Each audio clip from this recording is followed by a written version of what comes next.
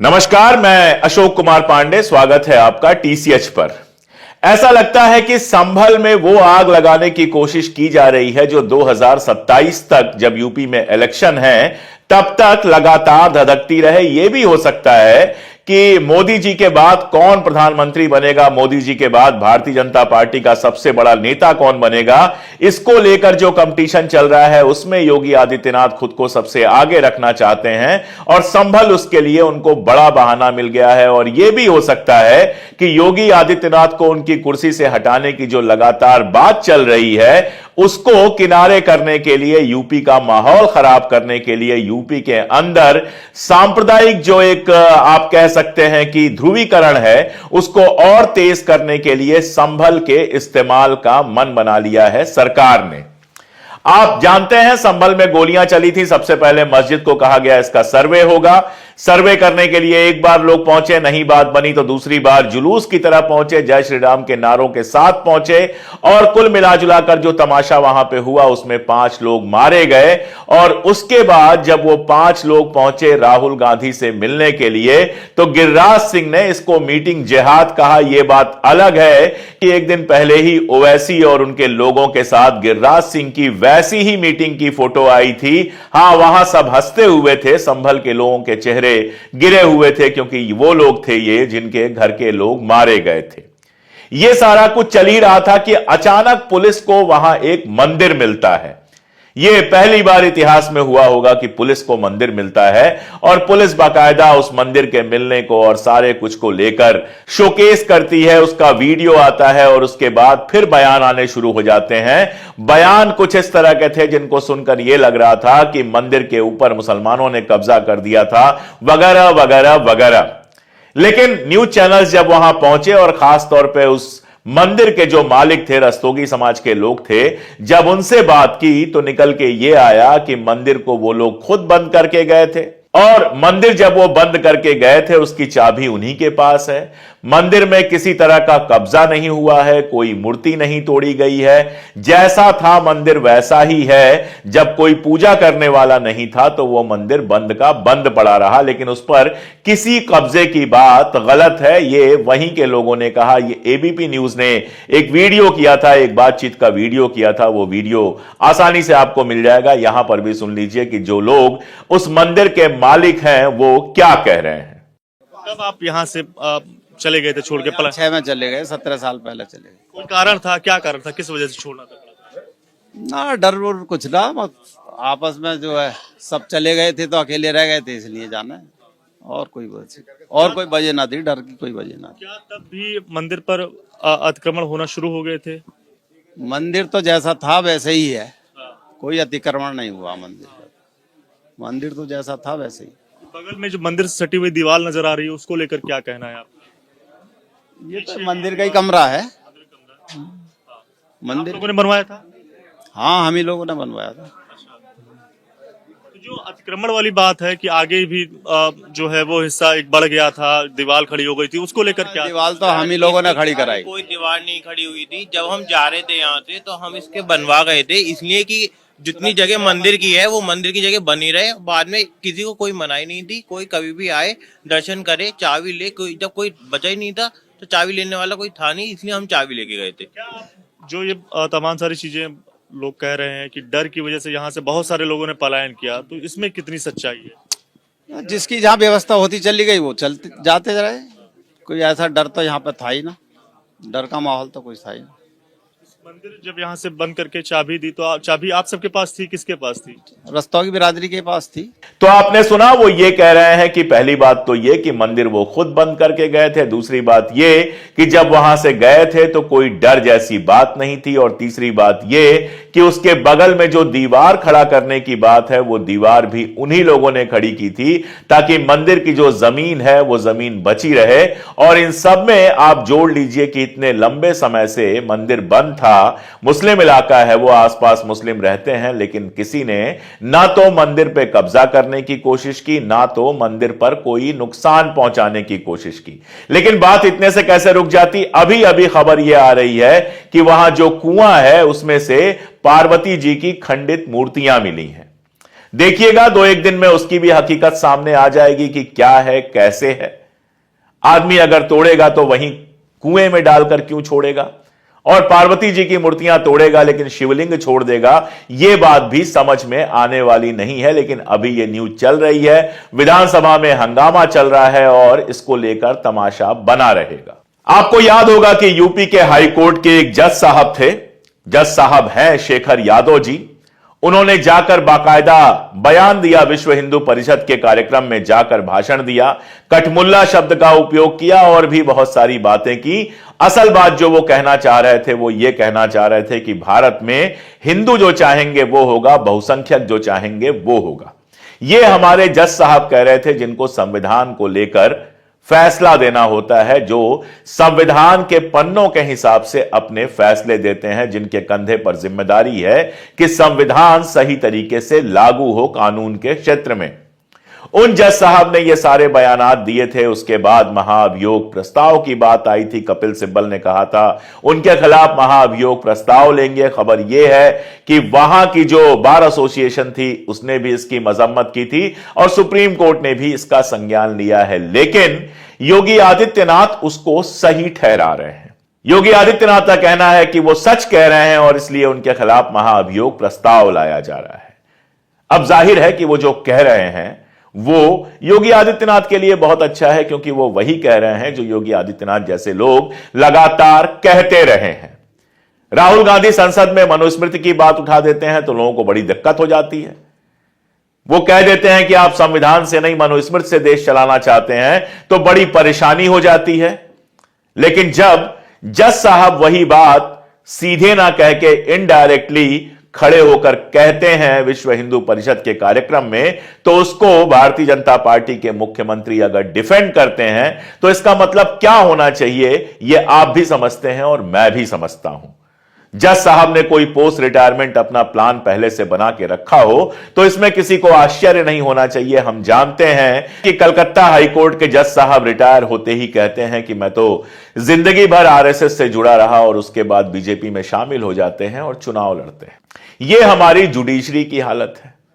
Police की हालत यह है कि मंदिर मिलने के बाद जिस तरह की तस्वीरें, जिस तरह के वीडियो सामने आए, ऐसा लगता है कि मतलब कुछ ज्यादा ही ओवर एक्साइटेड हो गई हमारी पुलिस उसको लेकर। क्या अगर ऐसी कोई मस्जिद मिल जाए तो भी वो ऐसे ही ओवर एक्साइटेड होगी?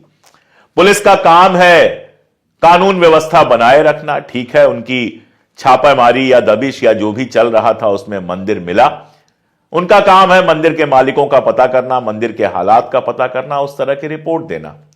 लेकिन उस मंदिर का पूरा इस्तेमाल जो हो रहा है वो सिर्फ और सिर्फ राजनीति के लिए हो रहा है।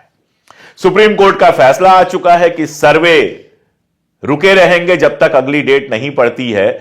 वर्शिप एक्ट पर जो मुकदमा चल रहा है उसमें जब तक अगली डेट नहीं पड़ती है, जब तक अगला कोई फैसला नहीं आता है, तब तक देश भर में किसी भी तरह की मस्जिद का सर्वे या इस तरह की चीजें रुकी रहेंगी। और जिनके सर्वे का आदेश भी दिया गया है या जिनका सर्वे हो भी गया है उसको लागू नहीं किया जा सकता। ये सारी बातें जो हैं वो सुप्रीम कोर्ट कह चुका है। मैंने विस्तार से आपसे बात की थी। तो अब जाहिर है किसी नई मस्जिद में जाकर तमाशा करने का मौका फिलहाल निकल गया है, नहीं मिलेगा। जब तक सुप्रीम कोर्ट का कोई फैसला नहीं आ जाता तब तक किसी नई मस्जिद में जाकर तमाशा करने का मौका नहीं मिलेगा। आप जानते हैं अच्छी तरह से। तो फिर क्या है, आग को तो जलाए रखना है। यह जो सांप्रदायिकता की आग है इसको भड़काए रखना है, और इसको भड़काए रखने के लिए सबसे अच्छा यही है कि मंदिर मस्जिद कहीं भी किसी भी बहाने किया जा सके। यह शिव मंदिर मिल गया और इस शिव मंदिर के मिलने के बाद वही तमाशा यूपी में लगातार जारी है। सोशल मीडिया पूरा भरा पड़ा हुआ है। ऐसा लग रहा है जैसे कि मंदिर किसी मुसलमान के कब्जे से मुक्त कराया गया है, जबकि मंदिर का अपना मालिक कह रहा है कि हम खुद लॉक करके गए थे, चाबी हमारे पास थी, जैसा था मंदिर वैसा ही था, जो पूजा करना चाहता वो हमसे चाबी लेकर जाकर पूजा कर सकता था। किसी तरह की कोई रोक नहीं थी, किसी तरह का कोई डर नहीं था। इतनी साफ साफ बात मंदिर के मालिकान कर रहे हैं, लेकिन इसको फिर भी हिंदू मुसलमान बनाए रखने का तमाशा जारी है। और भी बहुत कुछ इस बीच में हुआ। प्रशासन ने बिल्कुल इजाजत नहीं दी थी इस बात की, बिल्कुल बंदिश लगाई थी कि आप किसी तरह का लाउड स्पीकर नहीं लगा सकते।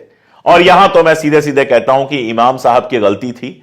अगर शहर का माहौल खराब था और है शहर का माहौल खराब, और उसमें अगर प्रशासन ने कहा है कि आप माइक मत यूज कीजिए, तो माइक यूज करना, लाउड स्पीकर यूज करना गलत था। इमाम साहब ने लाउड स्पीकर यूज की और पुलिस ने उस पर कार्रवाई की, 2 लाख रुपए का चालान काटा और उसके बाद उनको रिहा कर दिया तुरंत। तो यह भी मेरी एक अपील है कि बाकी लोगों से भी अपील है कि इस तरह के माहौल में इस तरह की चीजें करने की जरूरत नहीं है। संभल का माहौल बिल्कुल आप कह सकते हैं चाकू की धार पे है, ब्लेड की धार पे है, और जरा सा भी इधर से उधर हुआ तो वहां पे बहुत सारी दिक्कतें पैदा हो सकती हैं। पहले ही 5 लोगों की जान जा चुकी है, 5 ऐसे लोगों की जान जा चुकी है जिनको अभी बहुत दिन जिंदा रहना था।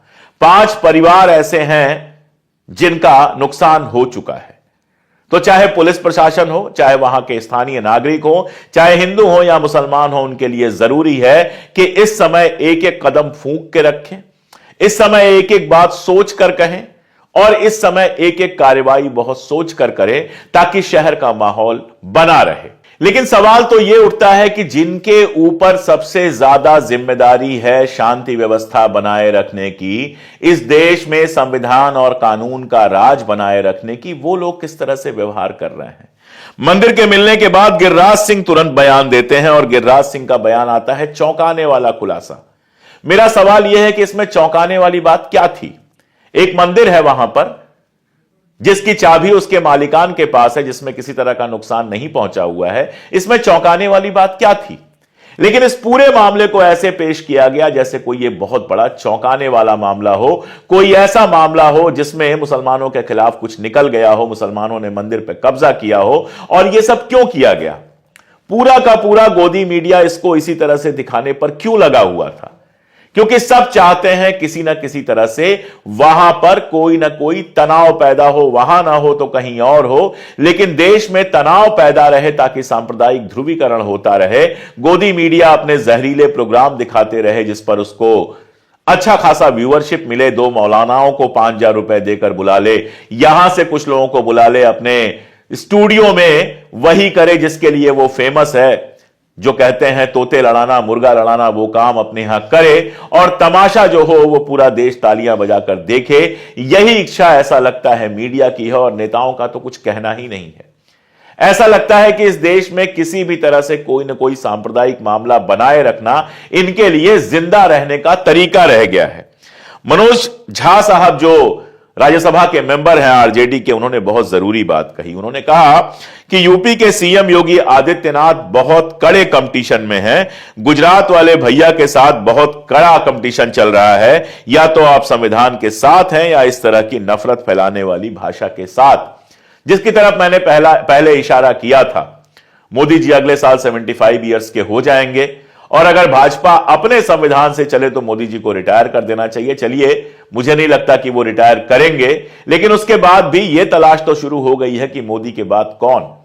और जो सबसे ज्यादा नाम जो 2 लिए जाते हैं, एक अमित शाह जी का लिया जाता है और एक योगी आदित्यनाथ का लिया जाता है। लोकसभा का जब चुनाव था उसके बाद जिस तरह के यूपी से रिजल्ट आए, यह चर्चा चल रही थी कि अमित शाह किसी भी तरह से योगी आदित्यनाथ को कुर्सी से हटाना चाहते हैं। अब कितनी सच है कितनी झूठ है यह तो मैं नहीं बता सकता, लेकिन यह चर्चा चल रही थी। मनोज कुमार झा उसी तरफ इशारा कर रहे हैं कि इस तरह की घटनाएं, इस तरह की चीजें करके जो हमारे योगी आदित्यनाथ हैं वो अमित शाह पर, वो कहते हैं ना, शह और मात वाला खेल खेलना चाहते हैं। वो यूपी में इस तरह का माहौल बना देना चाहते हैं कि किसी भी हाल में योगी आदित्यनाथ को हटाया ना जा सके और मोदी के बाद कौन वाली रेस में सबसे आगे वो दिखाई दे। उधर हिमंता बिस्वा शर्मा भी अपने तरीके से कोशिश कर रहे हैं, फडणवीस साहब भी अपने तरीके से कोशिश करेंगे, कई सारे नेता हैं जो नंबर 2 बनने के लिए कोशिश कर रहे हैं, लेकिन हम सब जानते हैं कि उसमें सबसे आगे अमित शाह और योगी आदित्यनाथ ही हैं।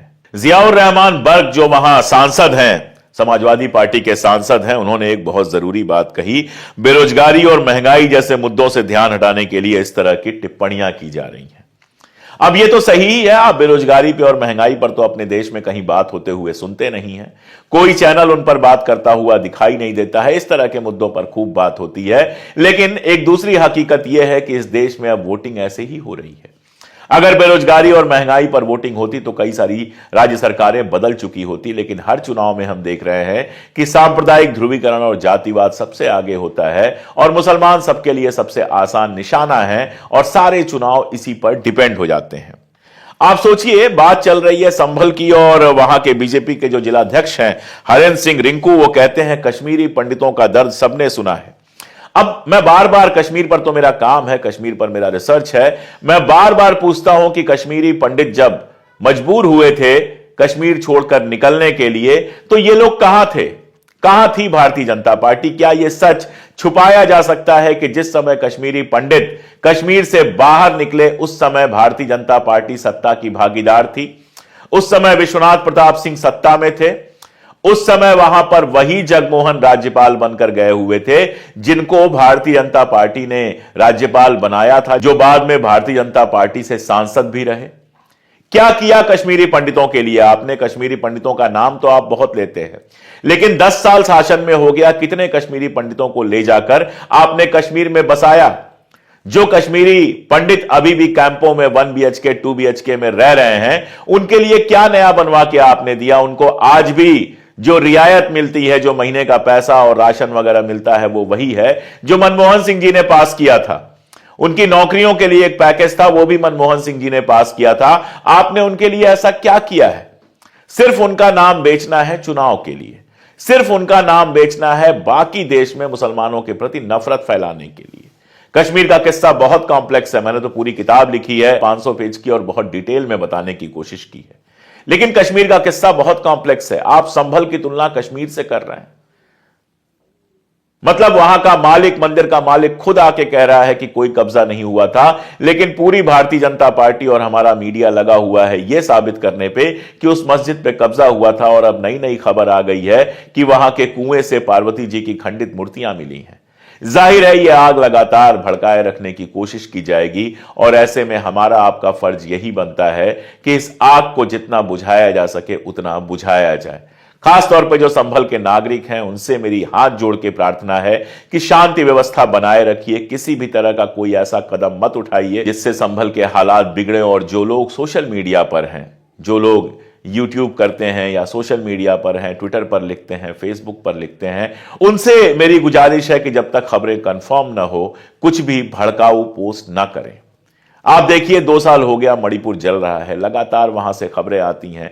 कल खबर आई कि बिहार के 2 मजदूर मारे गए, नीतीश कुमार जी ने बाकायदा 2-2 लाख रुपए देने की बात की। 2 लाख रुपए 2 जिंदगियों के लिए क्या होते हैं, मैं इस पर कोई टिप्पणी नहीं करना चाहता, आप खुद समझते हैं। लेकिन नीतीश कुमार एक बार भी मणिपुर की सरकार या फिर केंद्र सरकार से सवाल नहीं पूछ पा रहे हैं। सारी समस्या यही है कि जिनकी जिम्मेदारी आग बुझाने की थी वो लोग आग लगाते हुए दिख रहे हैं।